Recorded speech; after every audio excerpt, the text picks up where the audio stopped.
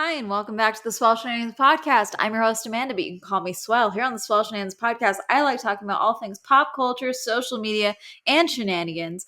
And first, let me start by saying, again, sorry there was no episode last week. I am a degenerate who's bad at this job. That's just the reality of it. I would love to give you some well-meaning excuse of why, like I crashed a car, or there was a tsunami that hit my apartment, or what's another fan fiction update. I was secretly in jail for like liberating lemurs from the zoo. I would love to be able to give you some worthwhile excuse to justify my absence, but the reality of it is that my day of filming came and went, and then I was like, this is not happening. It's not happening this week. So sorry for there not being a notice. I only posted something on the Instagram and that was it. So my apologies. But my guess is you were all able to live without getting a weekly Swell Shenanigans episode. And Hermes is in my lap. Sorry, audio listeners. If you hear sounds like gnawing, it's because Hermes is gnawing on the acrylic stand that my computer and mic are currently resting on. Also, audio listeners, video listeners might be able to tell, I'm not wearing any makeup today for this video because for some reason, and this is not a shenanigan, this is not a call-out post, who knows what it is, but for the last couple of I've been trying out different mascaras lately, and I just realized that a couple of times that I've tried it and then I don't wear makeup for a bit and then I try a different one. I have this Fenty mascara that I've been trying off and on for the last couple of weeks. And every time I wear it, without fail, it makes one of my eyelids get puffy. I don't know if I'm allergic to it. I don't know if it's clogging a duct or something. But yesterday I wore it because I had a memorial to go to, and I just put it on because it was just easier. It was the first one that I reached for without thinking about it. Wore it all day, and then when I washed my face that night, I realized that my eyelid was puffy already. So I washed it really well, did my usual skincare just to make sure that there was like nothing was in the duct or anything like that. And woke up today and it was still pretty puffy. So I don't know if it's picking up on camera, but it's this eyelid right here for video viewers. And I just decided not to do makeup today just to make sure that there's nothing else blocking it, because who knows what it is. And it goes down usually after a day or two, but I do think it's the mascara. I do think it's the Fenty mascara because it doesn't happen whenever I wear those other mascaras. So I don't know, maybe I'm allergic to something in it or something, or maybe it was a bad batch, who knows, but I'm just going to stop using it. But that's why I'm not wearing makeup today. Today's episode is probably going to be short, like all of these solo episodes are. Just a couple of things. Update, I believe Daily Harvest says they identified the ingredient that caused the issues. Daily Harvest CEOs said they have identified terraflower as cause of illness, which is exactly what Bill Marler said. He was correct. Exactly. Food Safety News was the first thing that popped up. Says they have identified terraflower as cause of illness. Goodness gracious. Bill was right. You know what? The fact that Bill was able to figure it out after being on the case for like less than a week, and it took them 3-4 weeks now of investigation and according to them, multiple teams of investigation to get that. Really?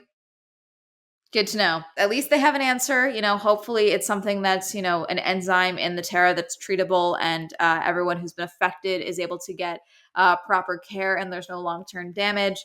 And then, they can continue to sue Daily Harvest, and because why was Terra deemed food safe? Do we know? Who knows yet? Pink sauce. Some of you may have heard about this from TikTok.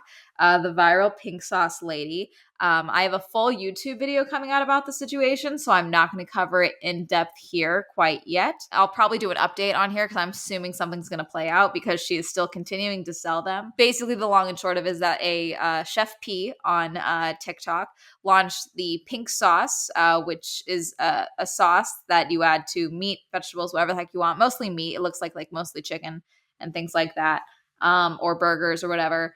And could not describe the taste, but it's pink. And it has things like dragon fruit in it. Originally something about literally in like wrapped mailers, which already no, a food product should not be sent out in wrapped mailers. Then in just boxes, none of it's being refrigerated. The items does contain milk. and people are getting the items and it's not mixed properly, or it's inconsistent, or the color's different, and all of the stuff. So it's just it's an ongoing problem, and I bring it up in connection with the Daily Harvest situation because food safety is important, and a lot of people keep saying, oh, this is a small business, everyone's being really hard on her and all of that, and it's like, I understand, but even when it's small business, if you're dealing with someone's money, that's on you. If you're dealing with someone's health, there are standards that need to be met. And it doesn't matter if you are a new business, you've been in this business. I believe she is a chef. There is some speculation from people on whether or not she's actually a chef. I do believe she is truly a chef in the Florida area. She especially should know about food safety standards and regulations and all this stuff. So I don't know. I think she has said in interviews that she is continuing to sell the product and that they are still doing testing and they are fixing the labels and all this other stuff. So again, video incoming. Hermes is being a goblin. Hold on. Really quick, family channels or family accounts on TikTok, once again, under scrutiny. These are always under scrutiny. I've talked about this before. Family channels as a whole mostly make me uncomfortable, frankly. I do think that we have not seen like the true end goal of like these kids that grew up online, their whole lives been documented, and then growing up to like become legal and like seeing like, oh, hey, why are my baby photos and me being naked in a bathtub from when I was 4? Why is that all over the internet? Why are these pedophiles have access to these photos and all this stuff? I'm sure we're going to start seeing these kids start suing their parents at some point, or these management companies or something. I don't know. I'm expecting lawsuits soon because there's no laws protecting these children. There's no laws like requiring these parents to set money aside. There's no, is it Coogan or Kugel accounts? Hold on. I always do this. I always get it wrong. Yeah, Coogan law. See, the thing about Coogan is that it's through SAG-AFTRA. So it's specifically through the union as talent. So these kids that are not working actors in the union, there's no requirement for them to have Coogan accounts, which I believe it's 15% of what you make has to go in there for or whatever a child makes, which I still think is too low considering how much money these kids, often these kids are forced to work and all of that. For the parents to like, I don't know, it should be like 50% has to go into the account, X amount has to be used specifically for the care of the child or something like that. My producer is being temperamental today. He asked for a raise and I said no. He wanted two chicken jerky treats a day, and I'm still limiting him to one because beggars can't be choosers. Okay, and we are an independent podcast, so we need to be really on top of our budget. Hermes has a really messed up haircut, audio listeners, because he got banned. Oh yeah, this is a shenanigan. Hermes got banned from grooming, not officially, but basically we had issues with the groomers the last time I took him to get groomed, to the point that we had to do it in like 3 separate sessions because Hermes was being such a goblin and this guy didn't have a backbone apparently. And I was like, I'm giving you permission because Hermes, he needs to get shaved down. He's way too overgrown right now. Like, I'm giving you permission to muzzle him if you need to so that, he's not a danger to you or himself. And the guy like was refusing to do that, but then also just kept like freaking out that Hermes was like snapping, not biting him, but like going for the machine, which I get. I don't want him to get hurt. I don't want this groomer to get hurt. It's fine. I get it. But then he kept saying like, oh yeah, we're going to work on this. We're going to get better at this, all this stuff. Then I go to make the appointment this time. I'm able to make the appointment. Hermes goes, I bring him there, and it's not until 30 minutes past his appointment time that the guy tells me, actually, has he gotten training since the last time? I said, yes, because he has. But, we haven't done grooming, obviously, because you're his groomer. And the guy said, yeah, I think we should try a salon for him. I think you should try something else. So he is quote unquote banned from grooming at daycare. They didn't make me pay for that, thank God, because I was going to throw a hissy fit. And you know what? I would have respected him more, the groomer. I would have had less of an issue with this because this did make my inner Karen want to come out just a little bit. Because I try to not be a bitch. I really do. I've worked in the service industry. I put up with a lot because it's like, I know you're not getting paid enough. But, in this instance, the least he could have done is like come out to greet me and be like, hey, I'm sorry. Like, or not even that, like, hey, here's why we're not, I don't think this is going to work out. Here's why I think you should go somewhere else. I don't even need an apology. Forget that. But like that, just like, I don't know, professionalism, like come and tell me why you don't want to groom my dog. That's fine. Just come and tell me that. Be an adult. You're running a business. Instead, no, he like hid in the other room and waited for me to leave while one of the daycare girls brought me Hermes. Okay, my guy. Yeah. Done. I left. I'm not going to do anything about it other than tell you guys, but you guys don't know where I go, so it doesn't really matter. But still. So Hermes, I didn't want to put him through the trauma of like finding a new groomer right away. I'm probably going to find one and like do like bath times just to get him used to the people first before we actually do like a machine. So I used a Manscaped ball trimmer to shave my dog. I did. It's lumpy as hell because there's no like guided thing on there that was working for his fur. So I literally took a comb and like used it as a guide, like a shitty barber. And so he's a little lumpy. But you know what? He's not panting constantly. So you know what? Swell Salon is up and running. Okay. Or at least for now. Family channels back on this. So we've talked about the, the Coogan laws and all of that and the protection of kids. I know that was a really long tangent, but still. But TikTokers have a lot of opinions on family channels and all of that. And there's a couple of times where family channels or family pages have jumped up on my For You page, gone back and forth. I have followed a few over the years. And then I'm like, you know what? No, this is the same thing as this. I don't like this. I unsubscribe, but like, every once in a while you see a video that's like funny of like a toddler swearing and you're like, it's funny, and I like that video. That's funny. Then you have these videos though, these creators that have these massive followings and their content is mostly around the children. And people are starting to realize that videos of them dancing or wearing certain clothes or in a swimsuit for bath time, that the thing about TikTok is that you can see pretty much a lot of the data. So you can see views, you can see likes, you can see comments, and you can see shares and saves basically. So shares and saves are, I think they're correlated or not correlated. They're, aggregated together. That's the right word, I think. I don't know. Someone tell me if I'm wrong. But people are realizing that videos where, it's innocent until it's not innocent. It's that type of thing. It's hard to ignore when someone's video usually gets, maybe 100 shares or saves, and then suddenly it has, 8,000 shares and saves. But the views don't change. That's hard to ignore. And so some people have realized that that's happening with some family TikTokers. And I believe this Rolling Stone article, which I will have linked down below, is specifically talking about at Ren Eleanor, which is a TikTok account with 17 million followers, showing off the little girl. And then this is the one that I think was the one that everyone was specifically pointing at. Like, look, you can see the numbers and you can see how egregious this is. But then also people started going through people that were commenting and their followers and were able to track. It's a trail, like someone comments, you go to their account, you go to who they're following, you look at their following. Okay, they're following all these pages. Why is this male in his like 40s and 50s following all of these accounts with small children as the highlight and no other accounts? Like that's suspicious as fuck. It just is.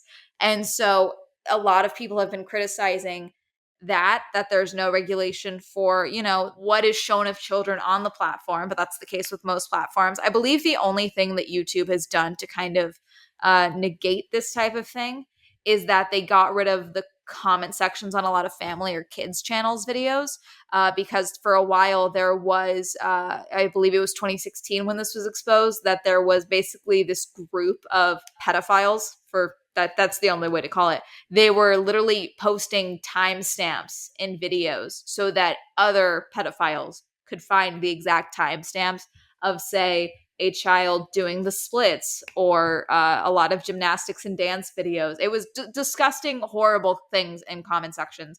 And so a lot of family channels and channels that feature children, their comments are off. And that's, some people, I believe, turn it off themselves. I do have the ability to turn off the comment section on my videos, but I believe a lot of family and kids channel content, that's not allowed. I guess it really depends how you look at it, but good or bad, a lot of family TikTokers who don't have as large of a following as this one account have actually removed various videos of their children from their TikToks because they're like, I didn't even think of that. Oh my God, deleting it. I don't think anyone wants to think that there's bad people out in the world and that there's people that think awful things about your children or, would do something awful to your child. I would hope that people, don't want to believe that, but unfortunately, with the way that social media is, we have been proven time and time again that there are those fucked up people on the internet.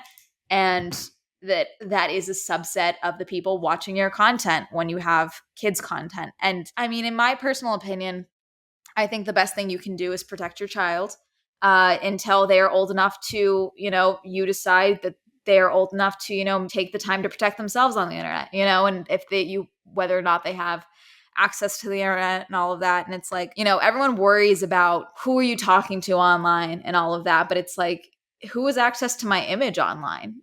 Who has access to that? I have a parent I don't speak to who still posts photos from, I think the most recent photos they have of me is like 18, I think probably. And I'm now 24. I'm going to be 25 in a couple of months.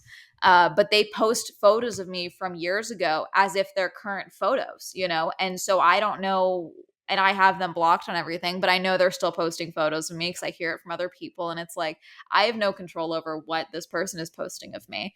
I have control over what I'm posting of me, but I'm also not a child, And it's like, I don't want to know who's looking at those photos of me when I was a kid, And it's like, some people are like, oh, Facebook is different. I think a private Facebook page is one thing. I think a private Instagram is one thing, And it's like, it's your call what you want to share online, obviously.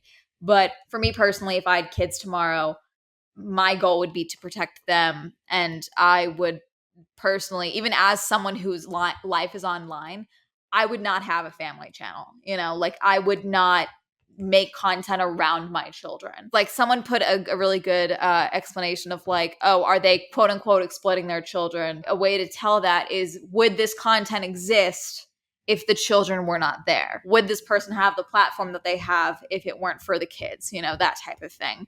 And because then it kind of implies that they are dependent on the child for the content, for the views, for the income, all of that. And therefore, it's essentially not child labor, but I mean, I guess you could argue that depending on how much content is being made, how they're being exploited in ads and all of that. So personally, most family content freaks me out for the most part. Like one video here and there is one thing, but like I think full on family channel content does freak me out. Speaking of family channel content, the Ace family. So as you guys know, I went to Ace Fest. That video is out. I talked about it here as well. But there was a boxing match. The next Social Gloves boxing match is coming up. The last one, I believe, was Battle of the Platforms, which was last year in Miami, which I went to with my dad and Lissa. And this year, it was supposed to be July 30th. It was called Social Gloves, No More Talk. And the headliners were Austin McBroom versus Enison Gibb. Oh my God. Why can't I say his name? Enison Gibb. I don't know why that's so difficult for me to say. I got a notification from my ticket provider because I bought tickets. I bought a ticket to go because my friend was like, hey, are you going? And I was like, I am now. And I just bought a flipping floor seats because I like being ringside. My dad was like, I want to go. So I bought my dad a ticket as well to sit next to me. But I was notified that the event was postponed, and the event's at the crypto arena. So luckily it wasn't like we were traveling for it. We hadn't booked a hotel room or anything like that because I live in LA. My dad was probably just going to crash here, or, I was going to crash somewhere else. But I got notified that it was postponed. So I went and checked all social media, and I could barely find any information about it being officially postponed from the people commenting on it. Then finally I found a clip of Austin saying, guys, I'm hearing from my team that because it's medical related and all this stuff that, we may have to postpone the fight. And because it's medical, I'm not going to talk about it. I'm going to let Gib talk about it. But if Gib lies, I'm going to come on here and set the record straight. But Gib has to comment. That's the rule, or something like that. And I'm like, okay, that's weird. Anyways, I find Gibbs' video. Gibbs' video is like a different tone. He's like, I've done the training, done the weigh-ins, I've done X, Y, and Z. But now I've been told that I need more tests for this to be an official pro boxing match in LA. So I am flying out early to get these tests done. But they've told me they may have to postpone the fight. But I'm going to get this fight going, or something like that. And then Austin followed up and said, you lied. That's not what this is. You have a head injury and you're not able to fight. It's like, okay, wait a minute. What is going on? Basically, Austin is saying that his team, Social Gloves, wants him to fight, but wants him to name a new opponent. But Austin is like, no, Gibbs said he's going to fight. I'm going to keep him. We're just going to wait for this fight to come through. We're going to wait. We're going to get this going. And now the fight has been officially postponed. and they're eyeing probably late September for the new dates. Now, here's my theory, because some people were like, Gibbs' video kind of seemed to imply that like they didn't tell him there were certain tests that he needed, or that someone forgot to tell him, or something like that, and that's where the issue is coming in. But also the fact that this is almost like it's Sunday now. Yesterday was exactly a week before the event. I got the notification, I want to say Friday, so a day before, the week before the event. And so my dad and I have been speculating that maybe, hypothetically, the arena wanted something paid in full, or they were worried about ticket sales because tickets have not been selling the way that they've wanted to. Pay-per-view has not been selling, I guess, the way they wanted to. They gave out a lot of free codes for free live stream at Ace Fest. Hashtag, by the way, it's code ACE, ACE. That's the free code. There you go. You're welcome. If this fight ever happens, who knows if they'll keep it? And that maybe because they have not paid the arena in the past for the last Social Gloves event, that the arena said pay in full or you're fucked. You're not having this event here, and they couldn't pay it in full. So maybe there was some shenanigans happening. Hypothetically, do not sue me. The Ace family sends out cease and desist like they're springing out water at Ace Fest. And that's why all of this is falling apart as it is, and who knows. Or maybe Gib is injured and he's lying, but I don't know. I didn't get the vibe that he was lying in his video clip, but I mean, he was doing like a voice, putting on the voice of someone who's like doing some promotion for his fight. He's ready to go, That's a shitty voice. I don't know why I did it like that, but still, I do believe this fight's going to happen because Austin is a attention whore, and he will box just for the ability to box. I do think he has height on Gibbs, so I mean, he probably will win just based on that alone. But we shall see. And what else? I think that's really it. A lot of people are speculating that what's Ace Fest people going to do, because that was part of the selling point, was that you were going to get a free pay-per-view link to the fight.